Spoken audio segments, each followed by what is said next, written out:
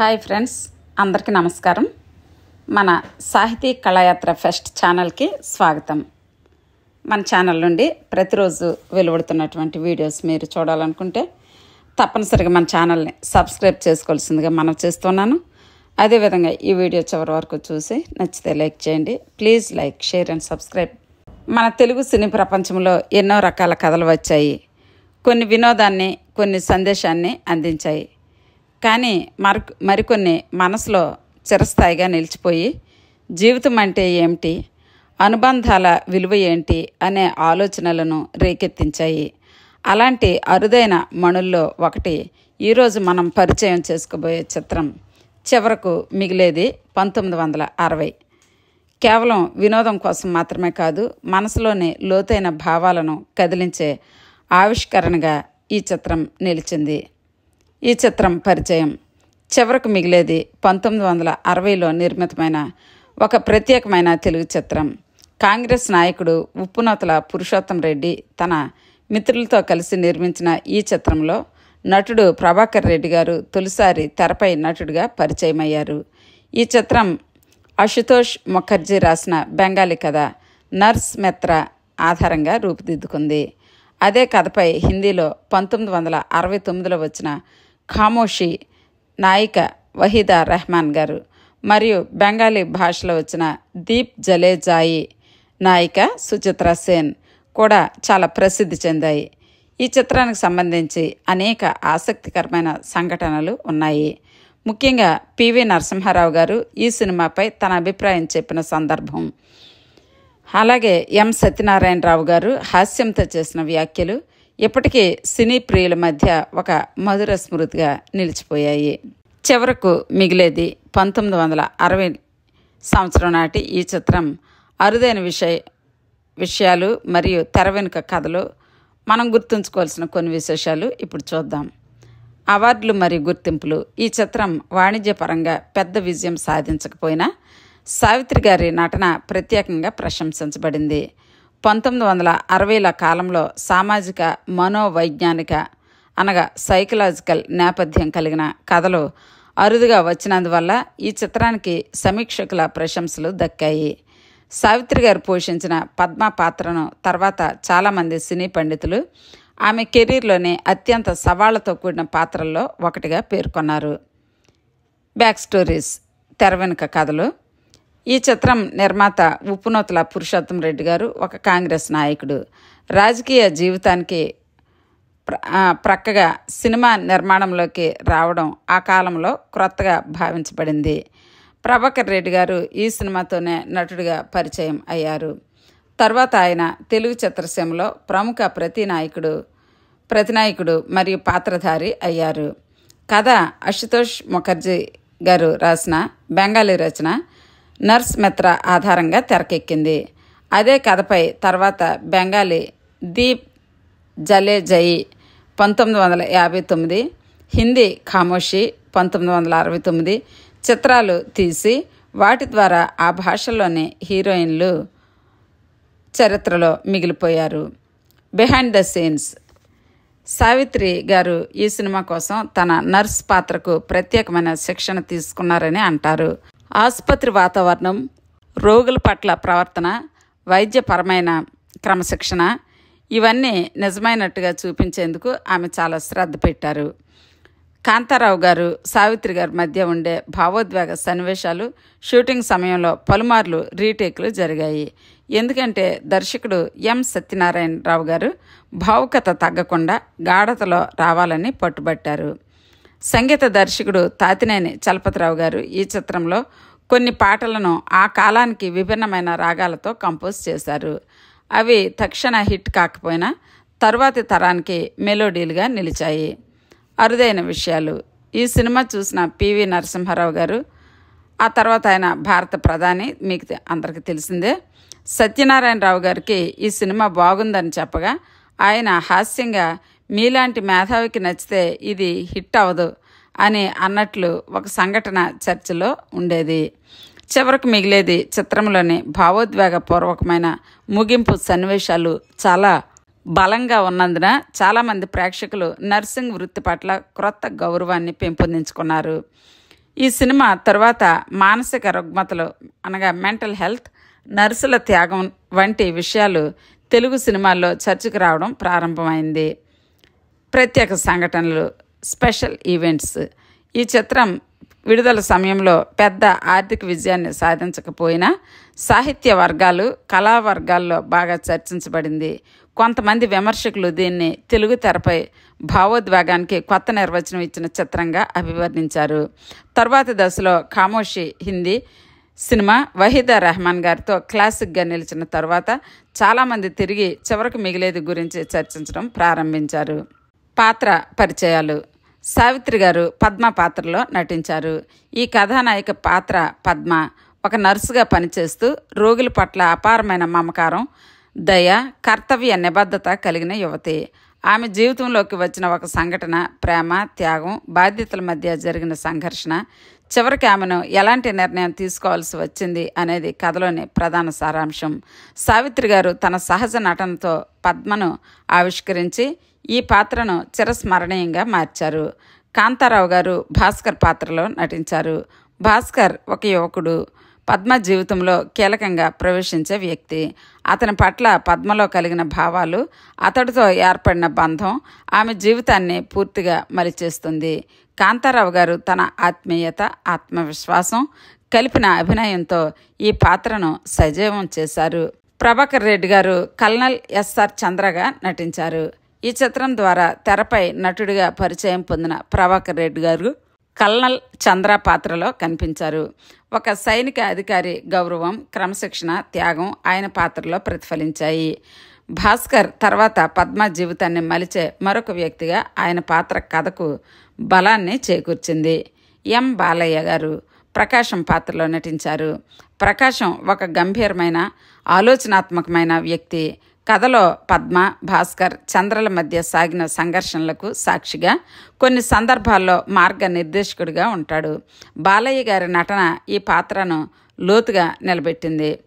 రమణారెడ్డి గారు ప్రకాశం బావగా నటించారు. ఎప్పట్లాగే తన హాస్య నటన నైపుణ్యంతో రమణారెడ్డి గారు ఈ గంభీరమైన కథలో కొంత తేలికపాటు వాతావరణాన్ని తీసుకొచ్చారు. ఆయన పాత్ర చిన్నదైన ప్రేక్షకులకు ఒక విరామం ఇచ్చే విధంగా సన్నివేశాలను నడిపింది. రాజబాబు గారు చిన్న కానీ వినోదాత్మకమైన పాత్రలో ఈ చిత్రంలో కనిపిస్తారు. ఆయన ప్రత్యేక శైలి ఈ చిత్రానికి మరింత మసాలాను జోడించిందని చెప్పవచ్చు. చదలవాడ ఝాన్సీ గారు కుటుంబ ప్రకాశం తండ్రిగా కనిపిస్తారు. కుటుంబ పెద్దగాను, క్రమశిక్షణతో కూడిన వృద్ధుడిగా ఈ పాత్రలో కనిపిస్తారు. ఈ పాత్రలో తండ్రి స్ఫూర్తి, అనుభవం, క్రమశిక్షణ ప్రతిఫలించాయి. బాలకృష్ణ గారు తనదైన ప్రత్యేకమైన సహాయ పాత్రలో కనిపిస్తారు. సాధారణ వ్యక్తిగా తన హాస్యంతో ప్రేక్షకులను ఆకట్టుకుంటారు. సీతారాం గారు సహాయ పాత్రలో సీతారాం కథకు బలం చేకూర్చే రీతిలో నటించారు. నల్ల రామూర్తి గారు గ్రామీణ వాతావరణం, గంభీరత కలిపిన చిన్న సహాయ పాత్రలో కనిపిస్తారు. ఇక ఈ చిత్ర కథకు వస్తే, ఈ కథ ఒక సైకలాజికల్ ఆసుపత్రిలో ఒక నర్సు గురించి. ఆమె పాత్ర మహిళగా బాధితుడు భావోద్వేగ ద్రోహం అనుభవించిన వ్యక్తులను చికిత్స చేయడానికి ఉండే టీంలో భాగం. టీం వాడుకున్న విధానం ఇలాంటిదే.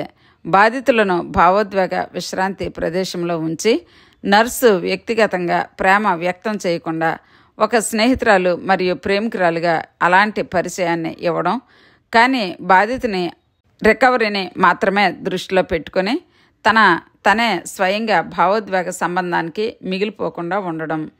నిలగొట్టలేని అనుబంధాలు ఆమెకు ఏర్పడతాయి. బాధితునితో స్నేహం, ప్రేమ భావాలు కల్పించుకోవడం కూడా చాలా వరకు జరుగుతుంది. కానీ శ్రేయోభిలాషిగా నర్సుగా తన పాత్ర ఏ విధంగానైనా వ్యతిరేక భావోద్వేగాలతో ఉండకూడదని నిరంతరం తన మనసును నిలిపివేస్తుంది. చికిత్స చివరి దశలో ఆయన నర్సు పాత్ర తనను కూడా అదే వర్డ్లో ప్రవేశపెడతారు. అయితే ఈసారి ఆమె బాధితునిగా. చివరి మాటల్లో సావిత్రి పలుకుతుంది, నేను నటించట్లేదు, చేయలేకపోయాను. అంటే ఆమె నిజంగా ప్రేమలో పడిపోయిందని, కానీ తన బాధ్యత వలన నటనగా మాత్రమే ఉండాలని ప్రయత్నించగా చివరికి స్వయంగా ప్రేమ అనుభూతిని తగ్గించలేకపోయింది. అద్భుతం. మరి ఈ సినిమాలో నర్సు పాత్రలో సావిత్రి గారు నటించిన ఈ సన్నివేశాలు ఎంతో అద్భుతంగా ఉంటాయి. వీటిని మనం సీన్ వైజ్ నరేషన్ సన్నివేశాల వారీగా చూద్దాం. మొదటి సన్నివేశంలో సినిమా ఆరంభంలో ఒక పెద్ద మానసిక వైద్యశాలను చూపిస్తారు. అక్కడ కొత్త రకాల థెరపీ విధానం అమలవుతుంటుంది. వైద్యులు మరియు సిబ్బంది చర్చిస్తారు. భావోద్వేగ పునరావాసం ద్వారా బాధితులకు క్రొత్త జీవితాన్ని ఇవ్వాలి.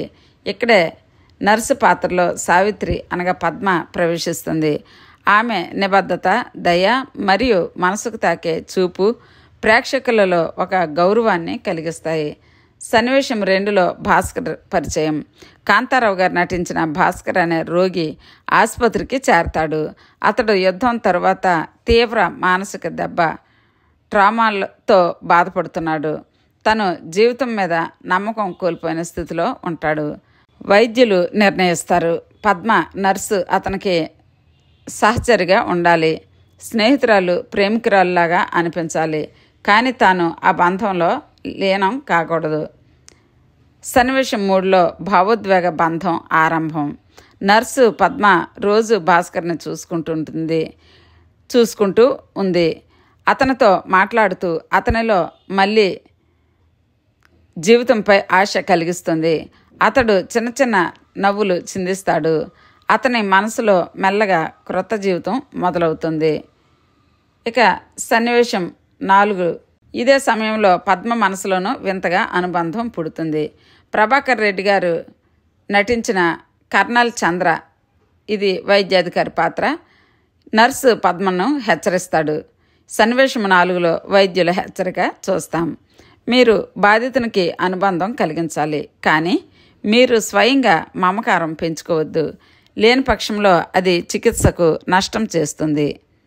ఈ హెచ్చరిక ఆమె మనసులో ద్వంద్వాన్ని రేపుతుంది. సన్నివేశం 5లో భాస్కర్ మళ్ళీ సంతోషం పొందటం. భాస్కర్ మళ్ళీ గిటార్ వాయించడం, కవిత్వం రాయడం మొదలు పెడతాడు. అతడు పద్మను నిజమైన ప్రేమగా అనుకుంటాడు. ఆసుపత్రి గదుల్లో పూలు, పాటలు, నవ్వులు మళ్ళీ పునరావృతమవుతాయి. అతని ఆరోగ్యం మెరుగుపడుతుంది. కానీ ఇక్కడే సమస్య మొదలవుతుంది. అతనికి ఇది నిజమైన ప్రేమ, కానీ నర్సు పద్మకు ఇది కేవలం థెరపీ పాత్ర మాత్రమే కావాలి. సన్నివేశం 6లో విరామం చూస్తాం. వైద్యులు భాస్కర్ ఆరోగ్యం మెరుగుపడిందని తేలుస్తారు. అతనిని డిశ్చార్జ్ చేస్తారు. పద్మ తన హృదయం విరిగిపోతున్నప్పటికీ ఇది కేవలం వైద్య చికిత్స కోసం అని గుర్తు చేసుకుంటుంది. భాస్కర్ మాత్రం నిజంగానే ఆమెను తన జీవిత భాగస్వామ్యాన్ని నమ్ముతాడు. సన్నివేశం 7లో కొత్త రోగి, ఇప్పటికే మరో రోగి ప్రవేశిస్తాడు. అతనికి కూడా ఇదే విధమైన థెరపీ అవసరం. మళ్ళీ నర్సు పద్మను నియమిస్తారు. కానీ ఈసారి ఆమె మనసులో ఘోరమైన తుఫాను. తన గుండె చెబుతుంది, నేను నిజంగా ప్రేమించాను, కానీ ఇప్పుడు మళ్ళీ ఇదే నాటకం ఆడాలా? సన్నివేశం 8 పద్మలో పగిలిపోయిన మనసు. తరువాత రోగితో కూడా ఆమె స్నేహపూర్వకంగా ఉండే ప్రయత్నం చేస్తుంది. కానీ ప్రతి మాట, ప్రతి చూపు ఆమె గుండెను ముక్కలుగా చేస్తుంది. రాత్రివేళ ఒంటరిగా కూర్చొని ఏడుస్తుంది. నర్సుగా నా కర్తవ్యమా, లేక ప్రేమించిన స్త్రీగా నా హృదయమా అనే రెండింటి మధ్య ఈమె ఊగిసలాడుతూ ఉంటుంది. సన్నివేశం 9లో శిఖరం తన భావోద్వేగాలపై నియంత్రణ కోల్పోతుంది.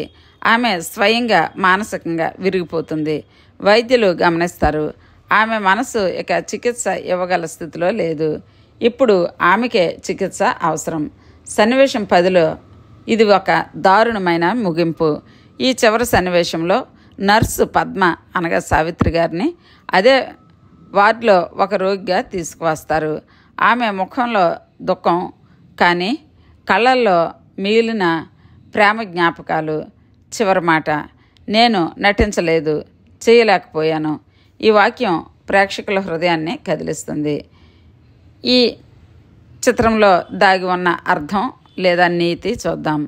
ఈ కథ కేవలం ఒక నర్సు బాధను చూపించదు. ఇది మనసు మరియు కర్తవ్యాల మధ్య యుద్ధం, ప్రేమ మరియు బాధ్యతల మధ్య విభేదం. మనిషి హృదయం కేవలం క్రమశిక్షణతో నడిచేది కాదు. ఇక సినిమా ముగింపులో మనం కొన్ని గమనించవచ్చు. సినిమా చివరిలో మనం చూసేది ఒక భయంకరమైన నిజం. మనసుకు బలంగా నిలబడి ఉండాల్సిన నర్సు పద్మ తనే బలహీనమై రోగిగా మారుతుంది. ఆమె చివరి మాటలు, నేను నటించలేదు, చేయలేకపోయాను. ఈ సినిమా హృదయాన్ని బలంగా తాకే శిఖర క్షణం. ప్రేక్షకుడి మనసులో ఒక ప్రశ్న మిగులుతుంది. ప్రేమను వృత్తిగా మార్చడం సాధ్యమేనా? మనిషి హృదయం కేవలము నియమాలతో నడుస్తుందా? మరి ముగింపు సందేశం. ఈ సినిమా మనకు నేర్పేది భావోద్వేగాలు కేవలం ఒక పాత్ర పోషణ కాదు, అవి నిజమైన మనిషి మనసులో నుంచి పుడతాయి. వృత్తి మరియు ప్రేమ మధ్య సరిహద్దు చాలా సున్నితమైనది. మనిషి ఎంత బలంగా కనిపించినా హృదయం మాత్రం చాలా సున్నితంగా ఉంటుంది. ఇతరుల గాయాలను మాన్పించేవారు కూడా తమ గాయాలను ఎవరి కోసమో దాచుకోవలసి వస్తుంది. ఈ కథ మనకు ఏం చెబుతుందంటే, ప్రేమ అనేది నియమాల బందీ కాదు, అది ఆత్మలో పుడుతుంది. దానిని నాటకం లాగా ఆడలేము. మొత్తానికి చివరకు మిగిలేది అనేది కేవలం ఒక నర్సు కథ మాత్రమే కాదు, ఇది మనిషి మనసు యొక్క లోతులు, ప్రేమ యొక్క నిజ స్వరూపం, బాధ్యత మరియు హృదయాల మధ్య యుద్ధాన్ని చూపించిన శాశ్వతమైన కథ. విన్నారు కదా ఫ్రెండ్స్, చివరకు మిగిలేది ఈ చిత్రం సంక్షిప్త కథనం సారాంశాన్ని, కొన్ని విశేషాలని మనం ఇంతవరకు తెలుసుకున్నాం. మరి డియర్ ఫ్రెండ్స్, ఇలాంటి వీడియోస్ ప్రతిరోజు మీరు చూడాలనుకుంటే తప్పనిసరిగా మా ఛానల్ని సబ్స్క్రైబ్ చేసుకోవాల్సిందిగా మనం చేస్తూ ఉన్నాను. అదేవిధంగా ఈ వీడియో మీకు నచ్చితే తప్పనిసరిగా లైక్ చేయండి. Please do subscribe. Thank you very much. Thank you for watching. నమస్తే.